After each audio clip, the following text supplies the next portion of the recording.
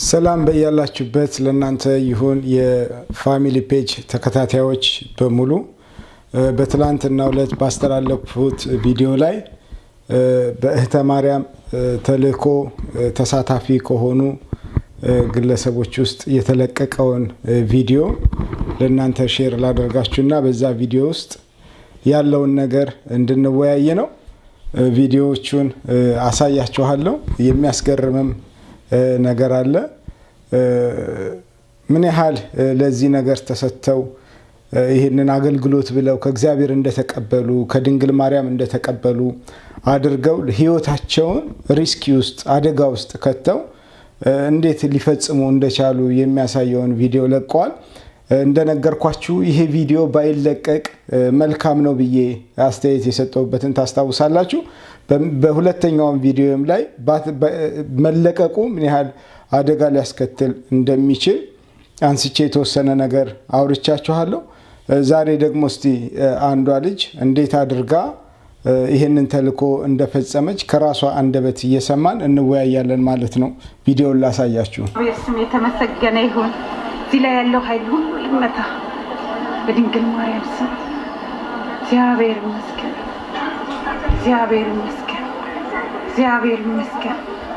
እግዚአብሔር ስሙ የተመሰገነ ይሁን። የድንግል ማርያም ልጅ ክብር ምስጋና ለሱ ይሁን። የጌቶች ጌታ የንጉሶች ንጉስ ሳካልኝ ድለኛ ነኝ። ያው እንደምታዩት መካ መዲና ውስጥ ነው ያለችው። እየቀረጸች ያለችው በሞባይል ስልክ ነው። መካ መዲና ውስጥ ምን ያህል ጥበቃ እንዳለ ምን ያህል ህዝብ ደግሞ አገልግሎቱን ለመጠቀም ከተለያየ ዓለም የመጣ ብዙ ህዝብ ያለበት ስፍራ ነው። በዚህ ስፍራ ላይ በተለይ ሴኩሪቲ ካሜራዎች የጥበቃ ካሜራዎች የ1 ሜትር ያክል ርቀት ማለት ትችላላችሁ በየቦታው በካሜራ ተሰክስጎ ህብረተሰቡን እዛ ውስጥ የሚጎበኘውን ሰው ይቆጣጣራሉ። ያም ብቻ ሳይሆን በባለፈው አመት ይመስለኛል በዚህ ቦታ ላይ የቦምብ ፍንዳታዎች ነበሩና ብዙ ሰዎች ህይወታቸውን ያጡበት ቦታ ስለሆነ ከዛን ጊዜ ጀምሮ የበለጠ ጥበቃቸውን አጠናክረው የሚጠብቁበት ስፍራ ነው። እቺ እህታችን እዚህ ስፍራ ላይ ደርሳለች። እዚህ ስፍራ ላይ ገብታ እንግዲህ እግዚአብሔርን እያመሰገነች ነው። ትልቁ ነገር ደግሞ እያለች ያለችው ተሳካልኝ ደስ አለኝ እያለች ነው። እንስማት።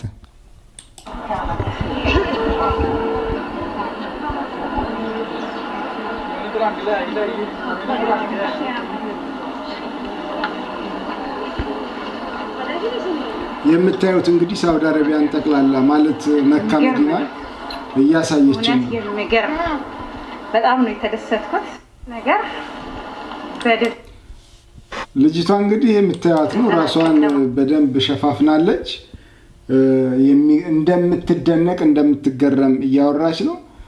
ራሷን የሸፈነች ቢመስላትም ይሄንን በግልጽ የሚያሳይ ኮምፒውተር አለና በዛ በግልጽ የምትታየናት ግን እሷ ራሷን እንደሸፈነች አርጋ ነው እዚህ ላይ የምታሳየን። ጋኔ መካደሙ ሲጋር ማለት እግዚአብሔር ይመስገን ሁሉም ነገር በደል ተጠናቀቀ። እግዚአብሔር ስሙ የተመሰገነ ይሁን። እዚህ ቦታ ላይ እግዚአብሔር ነው መመለክ ያለበት። የዘመናት ህዝቡን አሳስሮ ቆልፎ ጭንቅላታቸው እንዳያስብ አምላካቸውን እንዳያቅ የተደረገ ሁሉ እንግዲህ ዛሬ የመጨረሻው ቀን ይመስለኛል። እንደምትሰማት እንግዲህ ሰው ስፍራ ላይ የሰው የማምለኪያ ስፍራ ላይ ደርሳለች።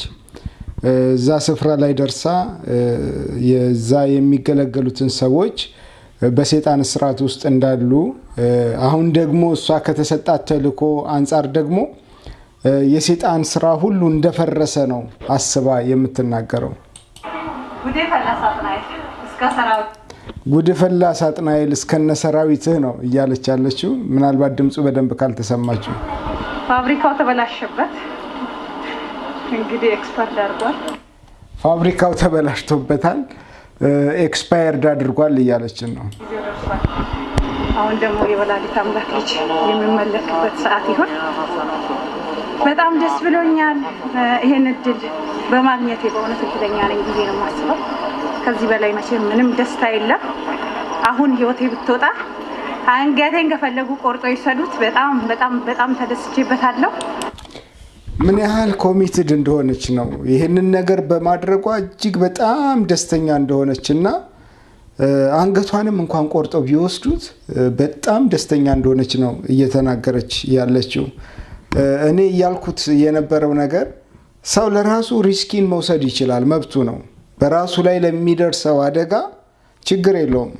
ራሱ አደጋውን እስከተቀበለ ድረስ ራሱ ይወጣዋል ብለን እናስባለን። ነገር ግን በሷ ምክንያት ሌሎች በዚህ ጉዳይ ላይ ተሳታፊ ያልሆኑ ኢትዮጵያኖች ምናልባት አደጋ ላይ የሚጣሉበትን መንገድ እያመቻቸች ነው ብዬ ነው የምወስደው። ምክንያቱም ማንም ሰው በሃይማኖቱ ሲቀለድ አይፈልግም።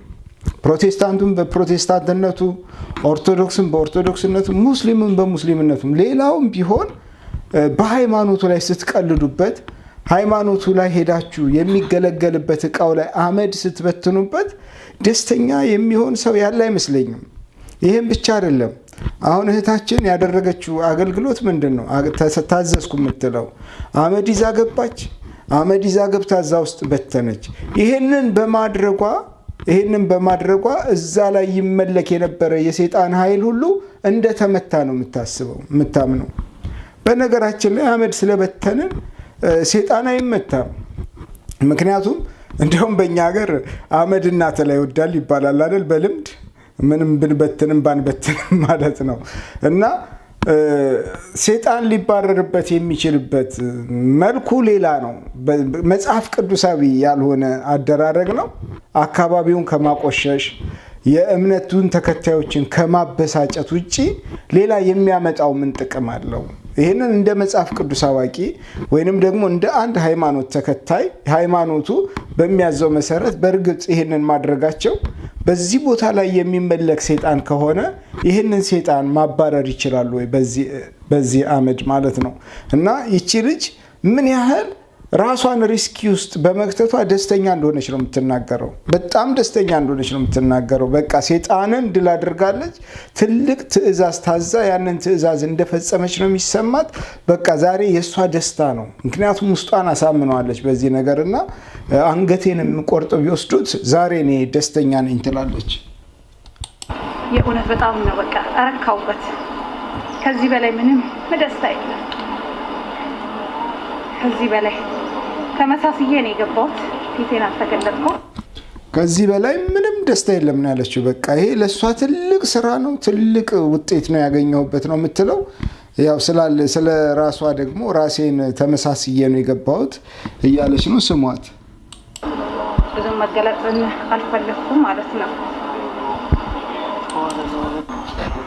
እኔና ምክንያቱም ብዙ መገለጥ አልፈለኩም ነው ያለችው። ብትገለጥ የሚደርስባትን ማደጋ ደግሞ ትፈራለች ማለት ነው።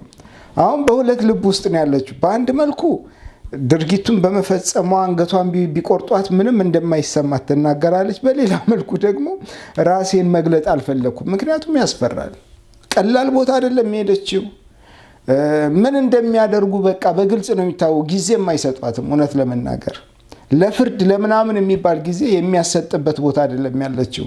ራሷን በጣም ከሚገባው በላይ አደጋ ውስጥ ከታ ነው። እና እኔ እህተ ማርያም የምትሰራው ስራ እጅግ በጣም ተንኮለኝነት የተሞላው ለሰው ህይወት የማትሳሳ ክፉ ሴት እንደሆነች ነው የማስበው። እነዚህ ልጆች ምንም የሚያውቁት ነገር የለም። እውነት ለመናገር እነሱ የሚያስቡት አምላክን እንደታዘዙ ነው። እግዚአብሔርን እንደታዘዙ ነው የሚያስቡት። ማርያምን እንደታዘዟት ነው የሚያስቡት። ምንም የሚያውቁት ነገር የለም። ለሚያደርጉት ነገር እንኳን ለሚመጣባቸው ሪስኪ ምንም ችግር የለም ብለው በራሳቸው ተማምለው የገቡ ሰዎች ናቸው። ይሄንን በማድረጋቸው መንግስተ ሰማያት የሚገቡ ነው የሚመስላቸው። እሷም ስትናገር ሰምቷችሁ ከሆነ ወርቅ ነው የተሸለማችሁት፣ ወርቅ ተሸለማችኋል እንዳትኮፈሱ ትላቸዋለች። ስለዚህ ወርቅ የሚያሸልም ድርጊት ነው ይሄ በመንግስተ ሰማያት። ስለዚህ አጥብቃችሁ ያዙ እንዳትነጠቁ ብላ ነው በዛ በመጀመሪያ ቪዲዮ ላይ የለቀቀችው። በልጆቹ ስራ እጅግ በጣም እንደረካች እንደተደሰተች ነው። ምክንያቱም የሰውን እምነት ሄዳ አመድ ስለበተነች፣ በዛ ደግሞ ማርያም በጣም እንደረካች እንደተደሰተች ነው የምትናገረው። ትላንትና ባስተላለፍኩት ቪዲዮ ነግሬያቸዋለሁ። ይሄ የማርያም ስብዕና አይደለም። መጽሐፍ ቅዱሳዊያን ማርያም አይተካትም። የሷን ተልኮ አይደለም። በዚች ሴትዮ ውስጥ ያለችው ማርያም ሳትሆን አጋንንት ነው ብያቸዋለሁ። በዚች ሴትዮ ውስጥ ያለው አጋንንት ነው። ይህንን ተግባር የሚሰራው አጋንንት ነው። ከአጋንንትም የሟርት መንፈስ ጭምር አለባት። የሟርት መንፈስ አለባት። በሷ ውስጥ የአመጽ መንፈስ አለ፣ ያለመታዘዝ መንፈስ አለ። አመፀኝነት ባለበት ሁሉ ሟርተኝነት አለ። የሟርት መንፈስ ደግሞ የአመፀኛ መንፈስ ነው። መጽሐፍ ቅዱስ እንደሚናገር ሟርተኛዋን አጥፋት ነው የሚለው። በህይወት እንኳን እንድትኖር አትፍቀድላት ይላል በብሉይ ኪዳን ዘመን። በእርግጥ አሁን የምህረት ዘመን ነው። በምህረት ነው ሰዎችን የምንጠራው። አንገልም ሰዎችን ግን በምህረት እንጠራለን። እና ምህረት የሚያስፈልጋት ሴት ለመሆኗ ምንም ጥርጥር የለኝም። ከሁሉም በላይ ግን እነዚህ ምንም የማያውቁ እንጀራ ፈላጊ ምስኪን ልጆች ለእንደዚህ አይነት አደጋ ተጋልጠው አሁን ቤታቸው መሄዳቸውን አይደለም የምናስበው። ቢያዙ ኖሮ እዚህ ቦታ ላይ ምንድን ነበር የሚገጥማቸው? ለእናንተ ምን ብዬ ነግራቸዋለሁ? ይሄንን ሁላችሁም ስለምታውቁትና ስለምትረዱት ማለት ነው። ለፊት እንግዲህ የመድኃኔዓለምና የቅድስት ድንግል ማህበር ዘኢትዮጵያ ያዘዘኝን የሰማይ አምላኬን መልእክት አድርሻለሁ። ሰማችኋት? ማህበሩ ያዘዘኝን እንዲሁም ደግሞ የሰማይ አምላክ ያዘዘኝን ትእዛዝ አድርሻለሁ ነው የምትለው። በቃ እሷ ይሄንን ነው የምታምነው። እግዚአብሔር አዟታል። እንደገና ማህበሩ አንድ ነገር ነው። ከማህበሩ በላይ ደግሞ ማህበሩ ያለውን ነገር ለማስፈጸም እግዚአብሔር ራሱ ደግሞ አዞኛል ነው የምትለው። እና እምነት አድርጋ ወስደዋለች። ይሄን ነገር እውነት አድርጋ ወስደዋለች። በእውነቱ በርካታ ሰላም ደስታን የተሰማኝ የእውነት በጣም የሚገርም ነው። በጣም የሚገርም ነው የተሰማኝ። እርካታ፣ ደስታ፣ ሰላም ነው ትላለች። ግን ይሄ እውነት ነው ወይ ብለን ብንጠይቅ በእርግጠኝነት በጣም ፍርሃት ውስጥ ነው የምትኖረው ይህች ልጅ። በእርግጠኝነት በፍርሃት ውስጥ ነው። ከዚህ ግቢ እስክትወጣ ድረስ ራሷን አታምነውም ብዬ አምናለሁ። በእርግጥ ያደረገችውን ድርጊት ፈጽማው ከሆነ እኔ አሁን ጥርጥርም አለኝ። አደረግን ይበሉ እንጂ ሲያደርጉ አያሳዩም። በመሰረቱ ልጆቹ የቱ ጋር ሲያደርጉ አያሳዩም፣ ሲበትኑ አያሳዩም። ቢበትኑና ግን ቢሞክሩ ምናልባት ከቪዲዮ አያመልጡ። የሚከታተላቸው ቪዲዮ አለ። በዛ ቪዲዮ ላይ ሊያዙ ይችላሉ፣ አያመልጡ። ከተያዙ ደግሞ በግልጽ እንሰማው ነበረ፣ በግልጽ ይታይ ነበረ ምን አይነት አደጋ በህይወታቸው ሊደርስ እንደሚችል መገመት ስለምንችል ማለት ነው። እጅግ ተደስቼበታለሁ። ስራ ማለት እንዲህ ነው፣ የጠራ ስራ። በቃ ስራ ማለት ለሷ መንፈሳዊ ስራ ማለት ይሄ ነው አለች። የጠራ ስራ ነው አለች። የጠራ ስራ ይሄ ነው። የጠራ ስራማ ይሄ አይደለም። የጠራ ስራ ጎበዝ የሆነ ሰው እዛ ጋር ቆሞ መዳን በክርስቶስ ነው ብሎ መናገር የሚችል ሰው ነው። ደፋር የሆነ ተልእኮ ያለው ሰው እንደነ ጳውሎስ እንደነ ጴጥሮስን አይተናቸዋል አይደል እንዴ? ከነሱ ነው የምንማረው የወንጌልን እንዴት ማዳረስ እንዳለብን። በአደባባይ ላይ ቆሞ ስለ ክርስቶስ መመስከር ነው። የጠራ ስራ ይሄ ነው። ተደብቆ ግን የሰውን ግቢ በቆሻሻ ማቆሸሽ የጠራ ስራ እንዴት ይሆናል? ለዛው ምንም የማያደርግ አመድ። እግዚአብሔር በአመድ ላይ አድሮ የሚሰራ አምላክ አይደለም ሲጀመር። እግዚአብሔር እኮ ክቡር ነው። የእግዚአብሔር መንፈስ ክቡር ነው። እንዴት አመድ ላይ ያድራል? መሳደብ እኮ ነው፣ መናቅ እኮ ነው፣ ትዕቢተኝነት ነው፣ እግዚአብሔርን ማዋረድ ነው። እንደዚህ አይነት አስተሳሰብ እግዚአብሔር መካ መዲና ላይ ራሱን መግለጥ ያቅቷል እንዴ? በአመድ ተደብቆ በሰዎች ተደብቆ ተሳቆ የሚሰራ አምላክ የለንም። እግዚአብሔር ሊሰራ ከፈለገ ይሰራል። ማን ይከለክለዋል? እኔ እከለክለዋለሁ? እናንተ ትከለክሉታላችሁ? ማንም እግዚአብሔርን ሊከለክለው አይችልም። መስራት ከፈለገ ይሰራል። እና እንደዚህ አይነት ያልተገባ ድርጊት መፈጸም የጠራ ስራ አያስብለውም። በራስ ላይ መፍረድ ነው፣ በራስ ላይ መቀለድ ነው። መሰረት ያለው ስራ ማለት ነው። በእውነት በጣም ደስ ይላል። በጣም ነው የተደሰትኩበት። እንግዲህ ንግስታችንም ወላዲተ አምላክ እንደምትደሰትበት እንግዲህ አለች። ንግስታችንም ወላዲተ አምላክ እንደምትደሰትበት እርግጠኛ ነኝ ትላለች። ስሟት። በጣም እርግጠኛ ነኝ አምላኬም እንደምትደሰትበት በጣም እርግጠኛ ነኝ። በቃ በጣም እርግጠኛ ነኝ ነው የምትለው። እህተ ማርያም በእርግጥ ተደስታባታለች። በዚህ እርግጠኛ መሆን ትችላለች። የወርቅም ሽልማት እግዚአብሔር አዘጋጅቶላችኋል ብላችኋለች። እሷ ተደስታለች ብላለችም። እሷ በጣም የረካሁበት ከመደሰትም አልፋ በጣም የረካሁበት ስራ ነው ብላ ነው የምትናገረው። ስለዚህ ስለ እህተ ማርያም እርግጠኝነት እኛ ምን መሰክርላታለን በቪዲዮ ላይ ስለመሰከረችላት።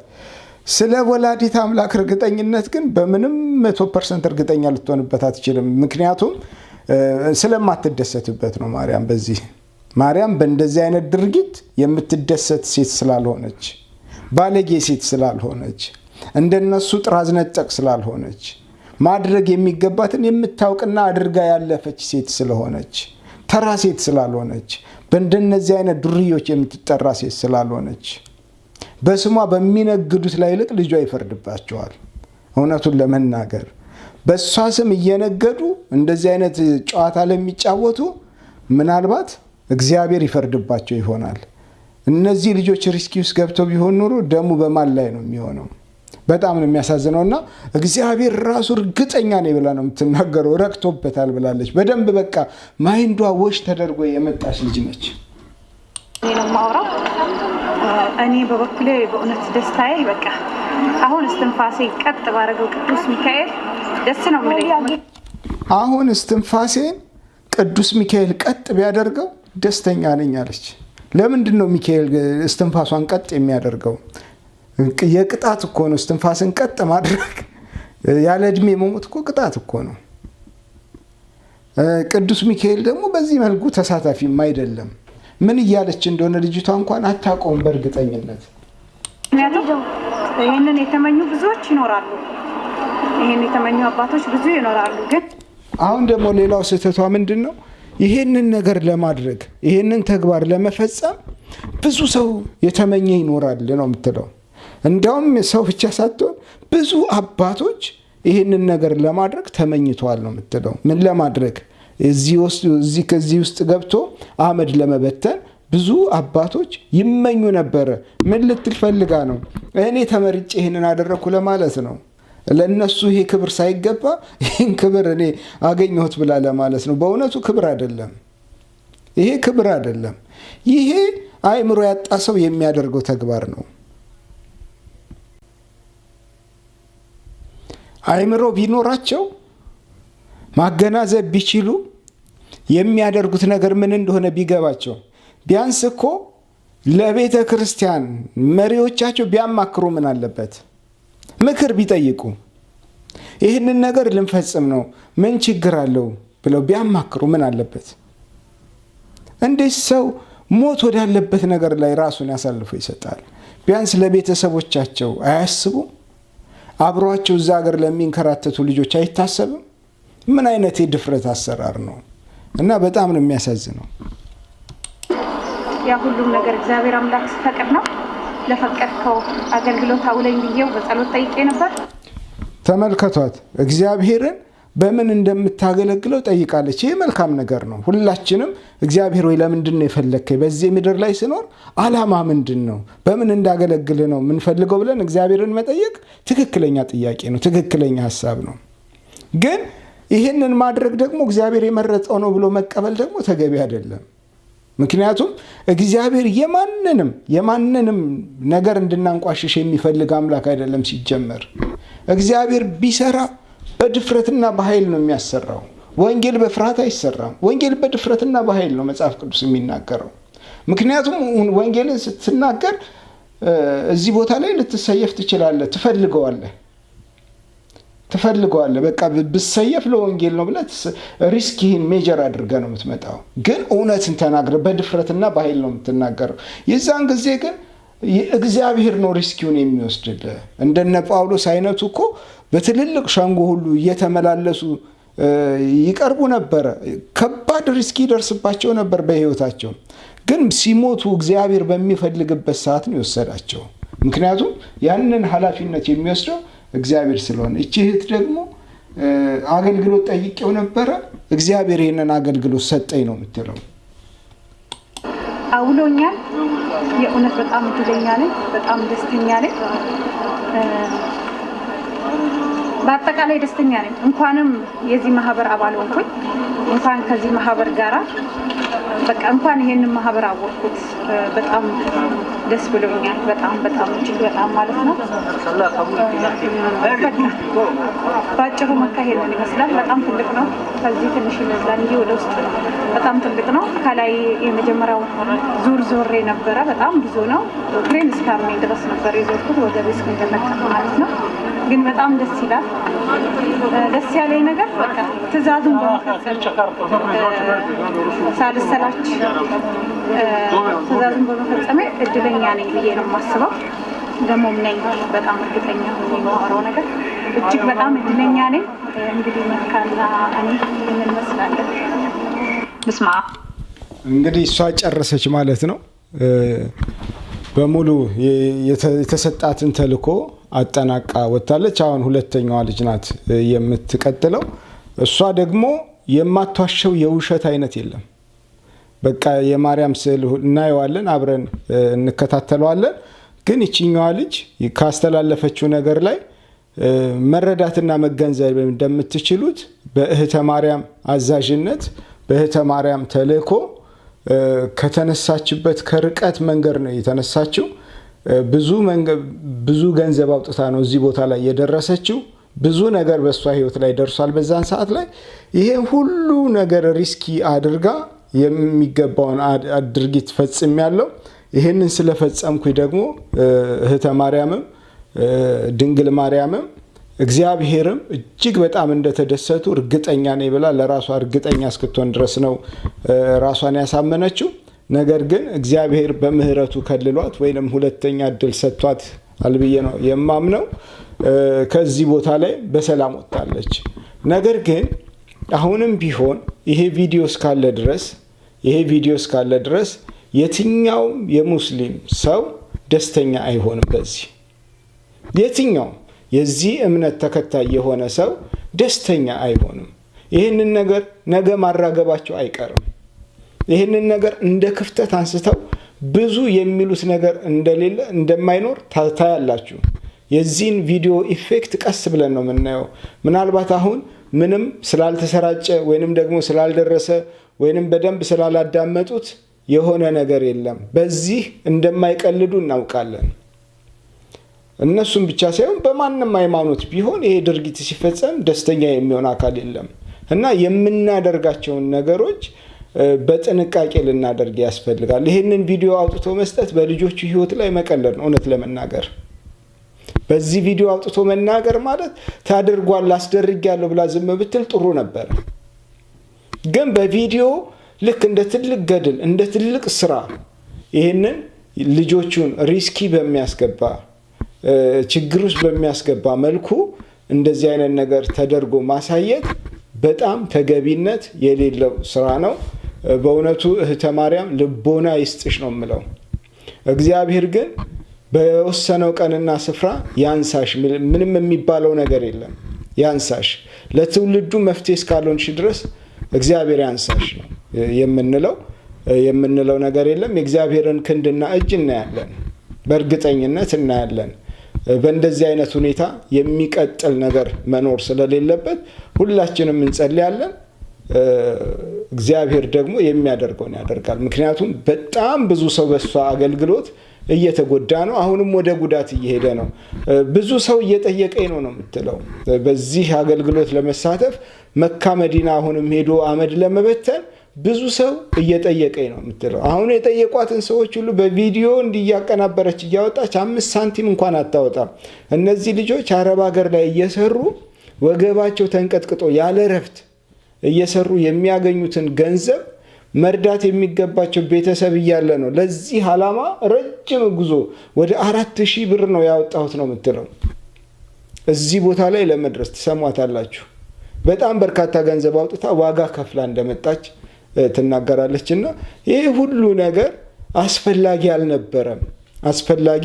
አልነበረም። ወንጌልን ለመስራት ያልዳነን ሰው ወደ መዳን ለማምጣት በጥበብ በማስተዋል በፍቅር ነው ወንጌል የሚሰበከው። በእንደዚህ አይነት የሰውን የማምለኪያ ስፍራ ላይ አመድ እየበተኑ ትክክለኛ የተመረጠና ጥራት ያለው ስራ ነው ማለት ራስን ከማሳበድ በስተቀር ወይንም ከማታለል በስተቀር የሚያመጣው ምንም አይነት ትርፍ የለውም እና ወደ ልቦናችሁ ብትመለሱ መልካም ነው ብዬላለሁ።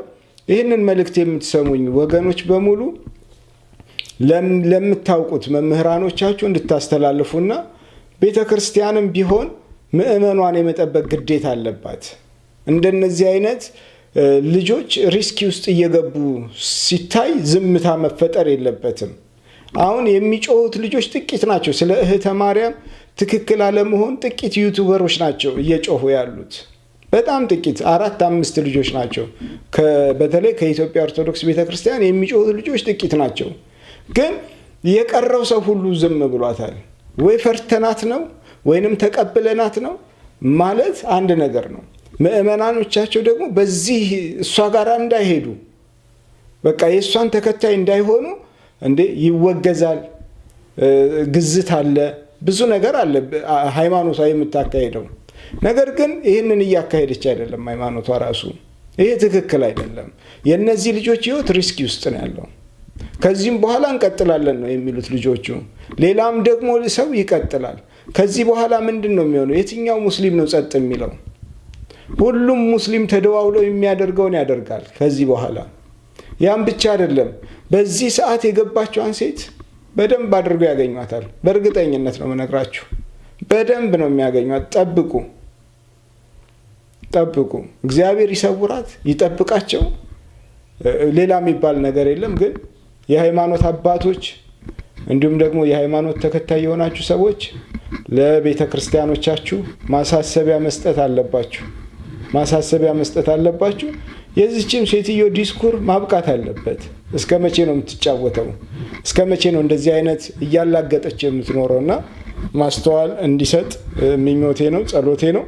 ስላዳመጣችሁኝ አመሰግናለሁ። መልእክቴን አስተላልፉልኝ። በእያላችሁበት የክርስቶስ ጥበቃ ይብዛላችሁ። ከዚህ ከክፉ በሽታ የተሰወራችሁ የተጠበቃችሁ ሁኑ። እግዚአብሔር ይጋርዳችሁ፣ ይሰውራችሁ፣ ፊቱን ያብራላችሁ።